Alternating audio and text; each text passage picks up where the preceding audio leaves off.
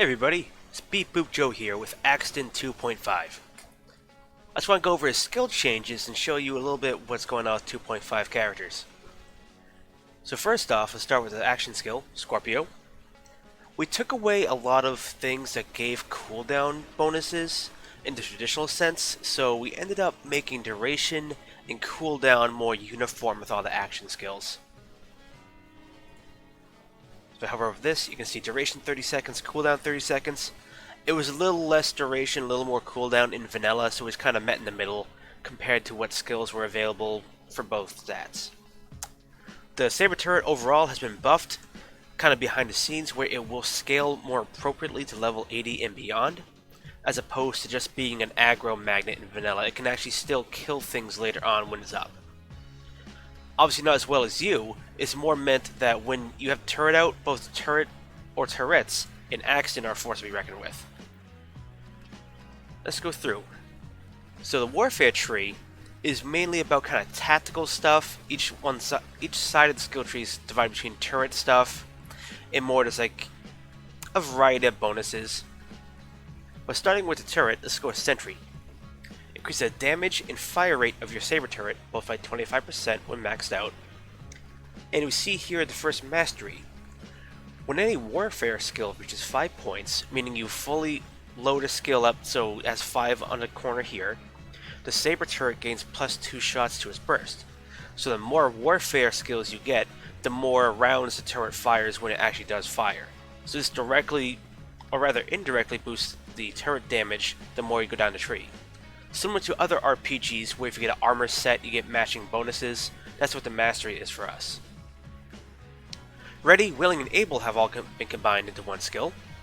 Increases your reload speed, weapon swap speed, and shield recharge rate, all by 20%. Advanced Deployment.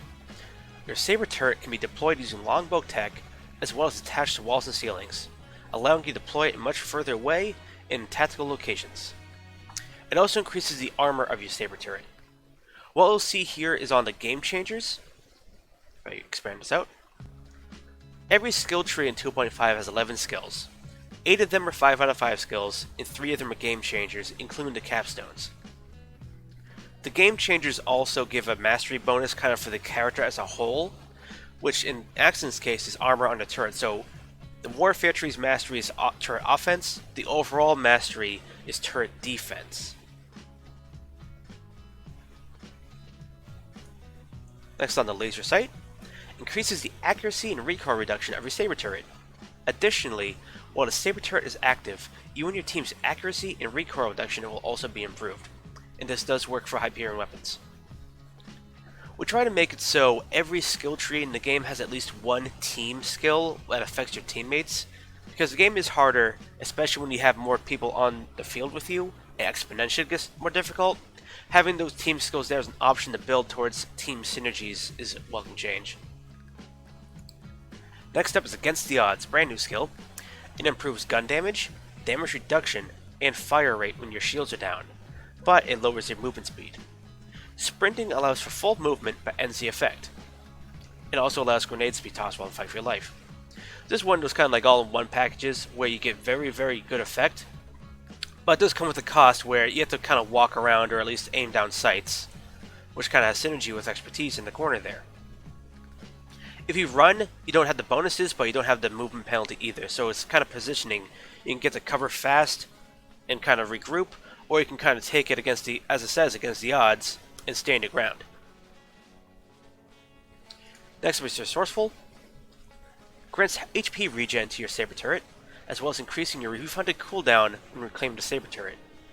2.5% of turret's health a second, and 25% refund bonus.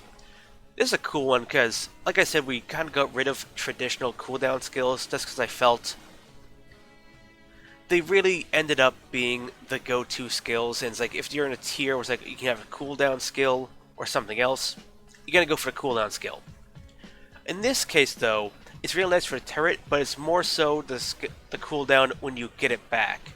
So there is a kind of action economy there. Instead of just having a passive cooldown boost, you have to go get your turret to get the cooldown boost. Let's go over to this side. Onslaught.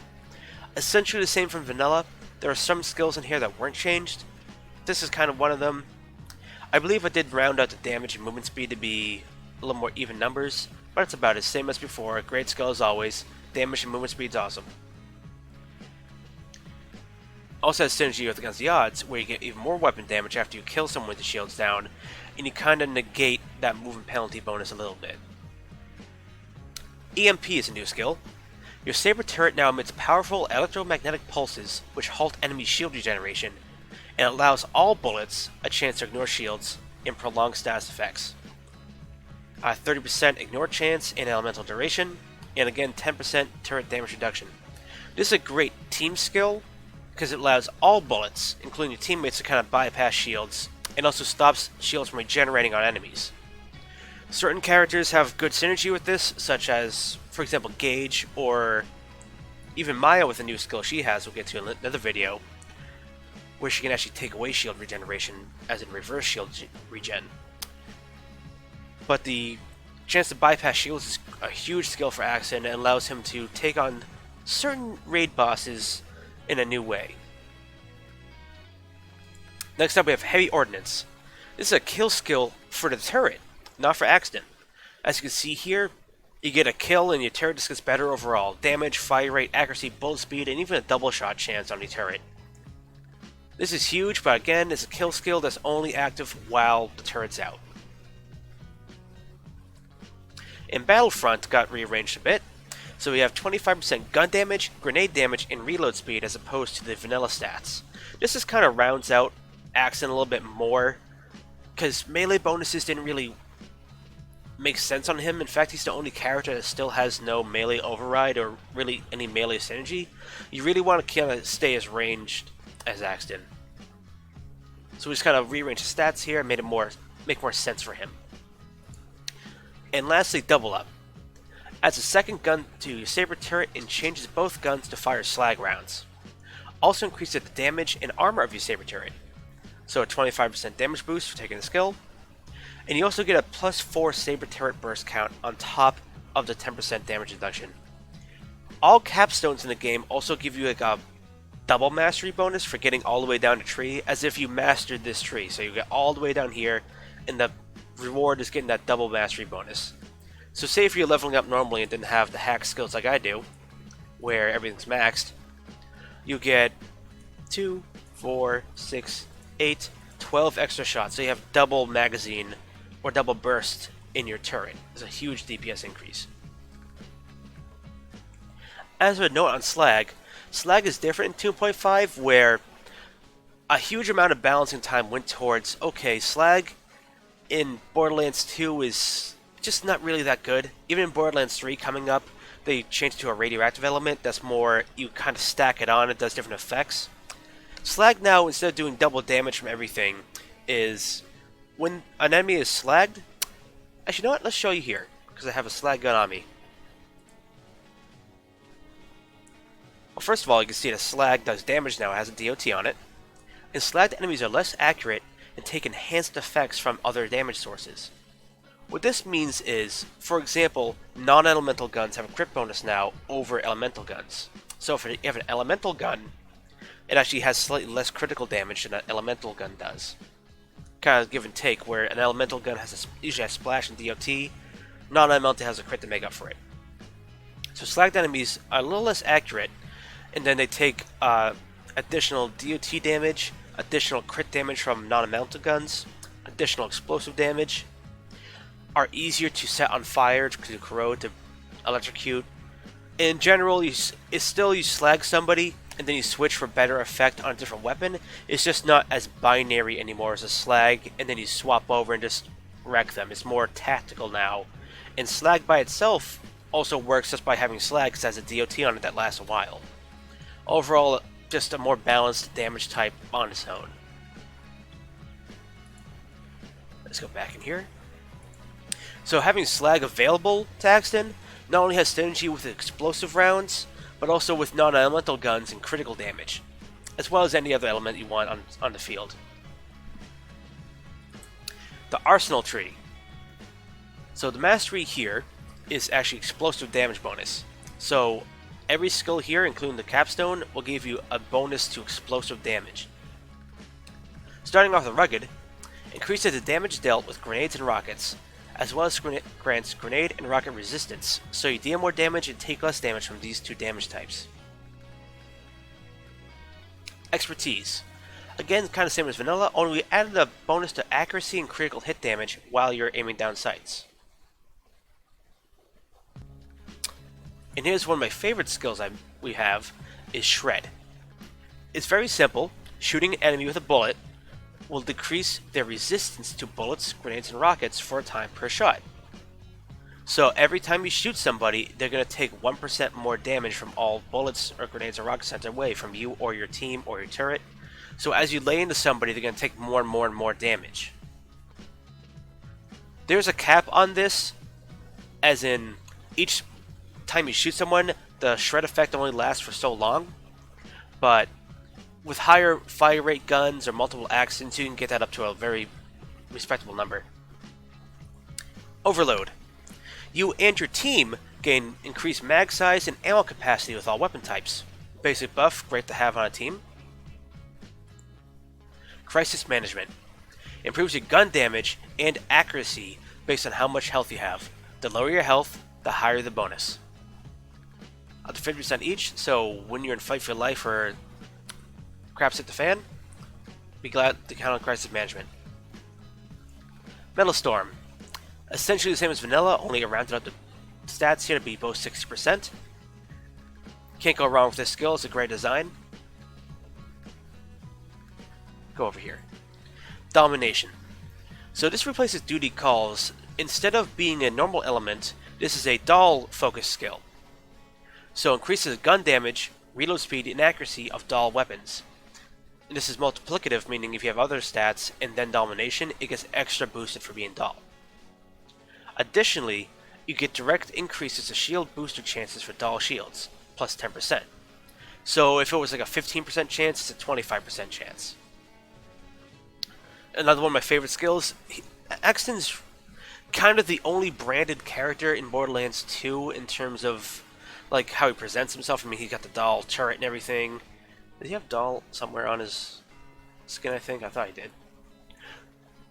Regardless, he's really the only one with like a branding to him, so he figured give him like domination. Be fun. In the middle here, you notice this used to be the capstone, is now Jericho. Deploying your saber turret sets off a small explosion as location, with a direct hit dealing massive damage. You also gain increased grenade and rocket damage, just a little bit there, as well as turret damage reduction. This one's a little better. I'm going to throw it off here. It's a lot smaller than Nuke, but it has better scaling, and it rewards you for actually launching the turret at somebody instead of in the general vicinity. See, it's a lot smaller. We'll get to this in a second, a huge shield here. But a direct hit actually does more damage than Nuke did, but you have to actually hit someone with the turret. So it's kind of more like a tactical Jericho missile instead of a nuke that kind of wipes the field. The nuke could not be made to scale well, so we decided on making a more skill shot based approach. Grenadier. Just like vanilla, increases grenade capacity, but it also increases the blast radius and reduces the fuse time on grenades. Ranger. Not only a stats boost on Ranger, but we also have a total of 1, 2, 3, 4, 5, 6, 7, 8 stats compared to 6 in vanilla. And they're also more relevant to Axton. Instead of max health is more on the fortitude side, it's more gun damage, accuracy, critical damage, fire rate, magazine size, reload speed, swap speed, and recoil reduction. Pretty much everything relating to guns, you got it. And finally, Scorched Earth. This has been upgraded to a capstone skill. You get 10% explosive damage for both you and the turret, and the rocket volley is just... When we say we wipe the maps every so often, it wipes the map every so often, especially with 2 turrets. Lastly, we have the Fortitude tree. Oh, I think my birds might have woken up in the other room if you guys hear the little tweets. That's okay though, I'll put them in bed in a second. So starting with Healthy. Increases your maximum health and damage resistance. So it's about a half and half. So you have more health, and then also applies to shielding is that 50% damage resistance. The mastery here is that when any Fortitude skill reaches 5 points, you gain a 5% chance to avoid fight for your life. So you have built-in grit per skill. So instead of all being focused on one skill down here, it's kind of spread throughout the tree, so the more fortitude you get, the more you can avoid fight for your life. This is where some of the building comes into play, because now it's like not a crazy idea. Oh, what if I just get all of fortitude and be very, very tough to actually keep pinned down? You'll give up chances to get skills in other trees, much like getting a super turret or super explosive damage. But at the same time, okay, you built for that, and we allow for that to be a viable choice now. Let's go down to preparation. Increases your shield capacity. Also, while your shield is active, not just full, you regenerate health. It's a quality of life change. It was cool back in vanilla where your shield is full, you kind of in between fights you regenerate health. Now it's more like, okay, it's a good bonus while your shields are up, as Fortitude has kind of like a shield defense and health defense, kind of both sides of the coin style to it. So as you have shields up and any capacity, which has great synergy with quick charge, it would generate health and just have better shields. Speaking of, failing shield. So this is essentially the same as vanilla, except as you saw earlier, it's a huge radius. I'll wait for the turret to come back in a second. Where in vanilla, I want to say I wouldn't even cover the distance between these two gravestones, but yeah, it's a really big area. So you're fighting in a huge fight with your friends, put two of those out there, and you have a huge area you can defend from. The health of the turret also scales. The health of the shield, rather, also scales much more smoothly now, where even at OP levels, it can still be up for a good amount of time to kind of catch a breath, at the least, before it goes away. So it will still eat a good amount of attacks that you don't have to. Pressure, similar to vanilla, reload speed and shield recharge delay, the lower your health is. It's a great skill overall. Another one of my favorites is bulletproof. You gain bullet resistance specifically, and have a chance to deflect bullets harmlessly off yourself. While your shield is full, your resistance and deflection chances are greatly increased. So at base, you always have a 10% chance to just take no damage from bullets, and you just take 10% less damage from bullets in general. While at max shields, you have 40% resistance and a 40% chance to deflect harmlessly. So as long as you remain a full shield, you have great mitigation versus bullets and you have a chance to not take damage. And then if your shields are damaged, you still have that effect, even if you're down. Forbearance. Again, like vanilla, just a good skill.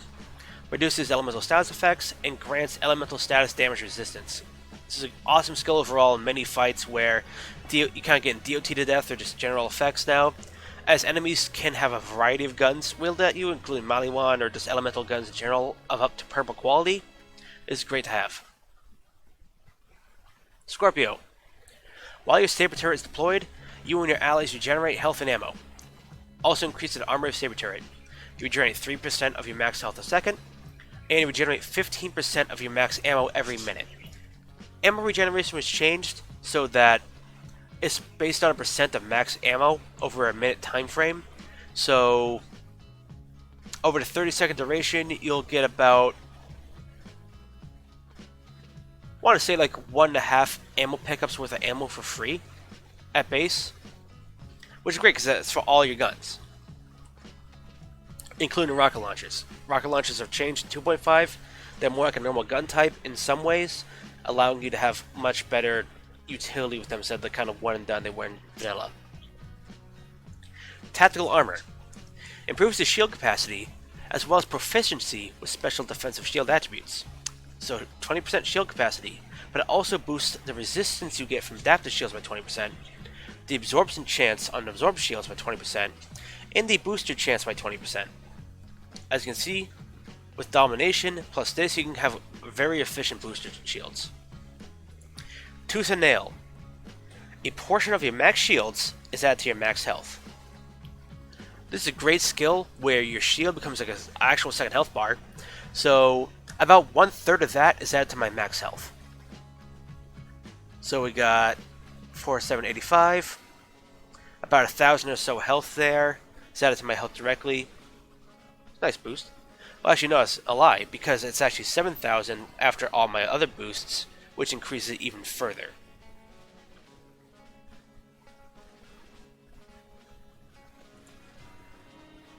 It's a huge health skill for him, but it is gear dependent. Quick Charge. Killing enemy causes shields to quickly regenerate for a short time. It's the highest shield regen in the game on this kill skill, and that's pretty much all it does. That's all it needs to do. It's a great skill. And lastly, Gemini. Allows you to deploy 2 saber turrets as before, but it also gives you a 50% duration boost to the turret.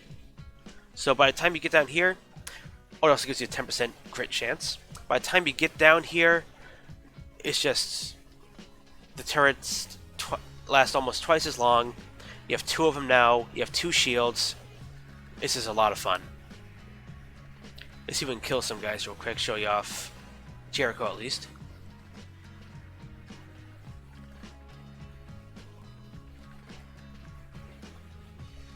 See if we can get a direct hit on this guy.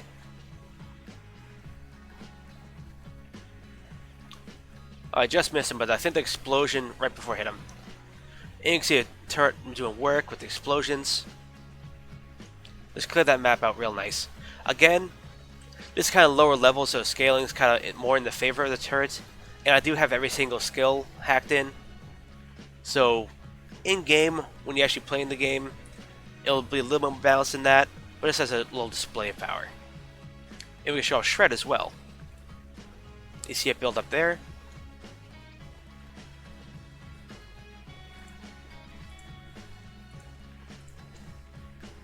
So everyone's going to take a little bit more.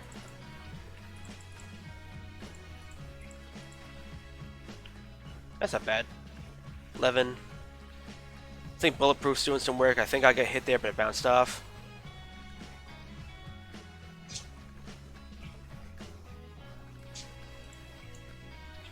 Let's do a direct hit on this guy.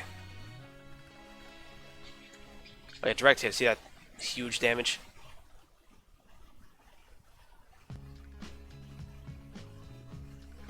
And that's 2.5 Axton. Hope you guys enjoy playing them. Let me know what you think. Later.